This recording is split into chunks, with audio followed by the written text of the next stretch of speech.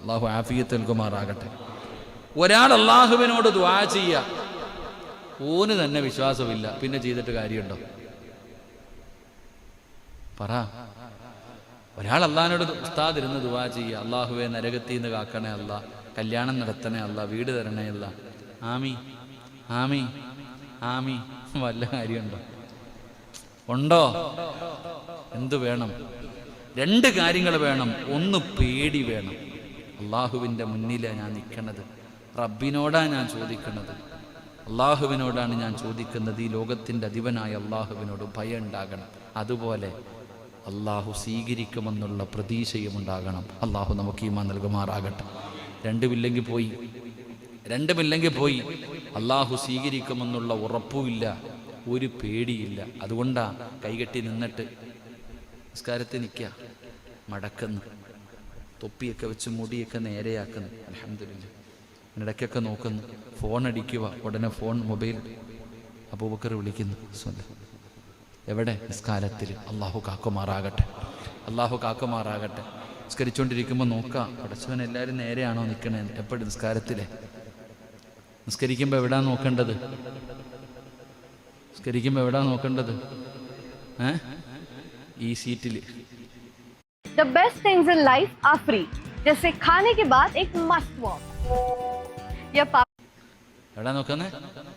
ഞാൻ പലപ്പോഴും പറയണമെന്ന് വിചാരിക്കാറുണ്ട്. പലരും നിസ്കരിക്കുമ്പോൾ ഇങ്ങനെ നിൽക്കണത്, താഴ് സുജൂദിന്റെ സ്ഥലത്തല്ലേ നോക്കേണ്ടത്? പലർക്കും അറിയണില്ല, ഇങ്ങനെ നിൽക്കുക.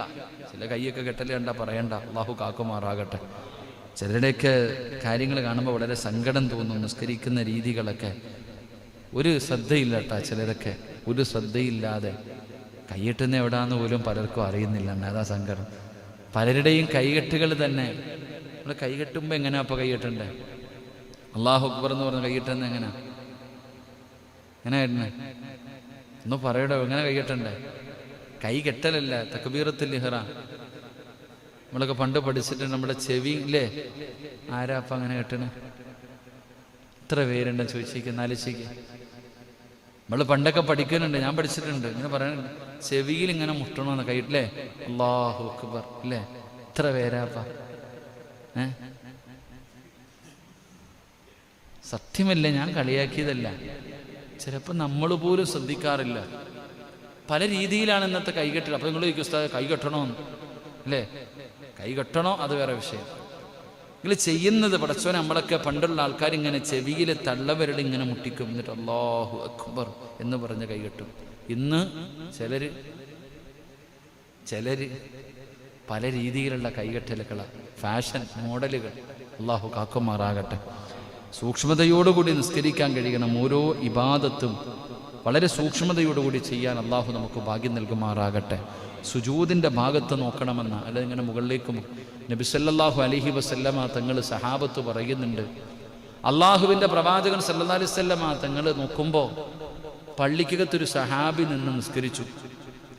അദ്ദേഹം തൻ്റെ വസ്ത്രം കണ്ടവന്ന് നേരെയാക്കിയെന്ന. അദ്ദേഹം വസ്ത്രം നേരെയാക്കി, അത് മുടി നേരെയാക്കി, എന്തോ നിസ്കാരത്തിൽ ഒന്ന് വസ്ത്രം കണ്ട് ഇങ്ങനെ നേരെയാക്കി. നബി സല്ലല്ലാഹു അലൈഹി വസല്ലമ തങ്ങളെ സഹാബി വിളിച്ചിട്ട്, അത്രേ അള്ളാഹിനെ പേടിയില്ലേ? അള്ളാഹു ഈമാൻ നൽകുമാറാകട്ടെ. ഇവിടെ നമസ്കരിച്ചു കൊണ്ടിരുന്ന സമയത്ത് തൻ്റെ വസ്ത്രം ഒന്ന് നേരെയാക്കി. നിസ്കാരം കഴിഞ്ഞ് എഴുന്നേറ്റ് പോകുമ്പോൾ അടുത്ത് വിളിച്ചിട്ട് ചോദിക്കാൻ, നിനക്ക് അള്ളാഹിനെ പേടിയില്ലേ? എന്ത് ചെയ്തിട്ടാ? കളിച്ചതാണോ? അല്ല, നിസ്കരിച്ചു കൊണ്ടിരുന്നപ്പോൾ തൻ്റെ വസ്ത്രം ഒന്ന് നേരെയാക്കിയപ്പോൾ നിനക്ക് അള്ളാഹിനെ പേടിയില്ലേ എന്ന് മുത്തുനബി സല്ലല്ലാഹു അലൈഹി വസല്ലമ തങ്ങൾ ചോദിക്കുമ്പോൾ, നമ്മൾ ഇന്ന് നിസ്കരിക്കുന്നത് കണ്ട നിസ്കരിക്കാന്ന് പോലും ആരും പറയത്തില്ല. പുറവിൽ നോക്കുവാണെങ്കിൽ ചുമ്മാ ഇങ്ങനെ നിൽക്കണ രീതിയിലാണ് നമ്മുടെ ഓരോ കാര്യങ്ങൾ. അള്ളാഹു കാക്കുമാറാകട്ടെ. ഞാൻ ആരെയും കുറ്റപ്പെടുത്തിയത് ഒന്നുമല്ല സഹോദരങ്ങളെ. നമ്മൾ സ്വന്തം നോക്കിയിട്ട് വിവാഹം കഴിച്ചാൽ അള്ളാഹു ദാരിദ്ര്യം തരും. അള്ളാഹു നമ്മളെ കാക്കുമാറാകട്ടെ. രണ്ട് സൗന്ദര്യം, ഐശ്വര്യറായെ മാത്രമേ എല്ലാവരും കെട്ടത്തുള്ളൂ. എങ്ങനെയുണ്ട്? കൊള്ളാം, നല്ല പെണ്ണ്, നല്ല വീട്, ദീനുണ്ട്, എല്ലാം ഉണ്ട്. പക്ഷെ നിറം പോരാ. എല്ലാരും പറയണ മറുപടി, പെണ്ണൊക്കെ വന്ന് കണ്ട് ഇഷ്ടപ്പെട്ടു എല്ലാം പോയിട്ട് പറയുന്നത് ദീനുണ്ട്, നല്ല പെട്ടി, നല്ല അതമുണ്ട്, മര്യാദയുണ്ട്, എല്ലാം ഉണ്ട്, നിറവില്ല. പിന്നെ എല്ലാം നിറവുള്ളതിനെ കിട്ടത്തുള്ളൂ.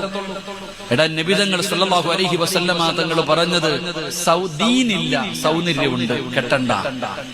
ദീനില്ല, സൗന്ദര്യമുണ്ട്, സിനിമാ നടിയെ കെട്ടാൻ നടക്കണ കൈമാരില്ല. എന്റെ പ്രിയപ്പെട്ടവരെ, ദീൻ വേണം. ദീനില്ലാതെ കെട്ടിയിട്ട് എന്ത് കെട്ടാനാ? എടോ, ദീനിന് പരിഗണന നിങ്ങൾ കൊടുക്കണം. വെറുതെ അല്ലത് പറയുന്നത്. ഒരു പെണ്ണിന് ദീനുണ്ടെങ്കിൽ നീ കല്യാണം കഴിച്ചോ. പണം വേണ്ട, സൗന്ദര്യം വേണ്ട. സൗന്ദര്യത്തിന് എന്താ പരിഗണന? അള്ളാഹുവിന്റെ പ്രവാചകൻ സല്ലല്ലാഹു അലൈഹി വസല്ലമ തങ്ങൾ പറഞ്ഞു, സൗന്ദര്യം പെണ്ണിനെ നശിപ്പിച്ചു കളയുമെന്ന് ആദരവായ പ്രവാചകൻ നബി മുഹമ്മദ് മുസ്തഫ സല്ലല്ലാഹു അലൈഹി വസല്ലം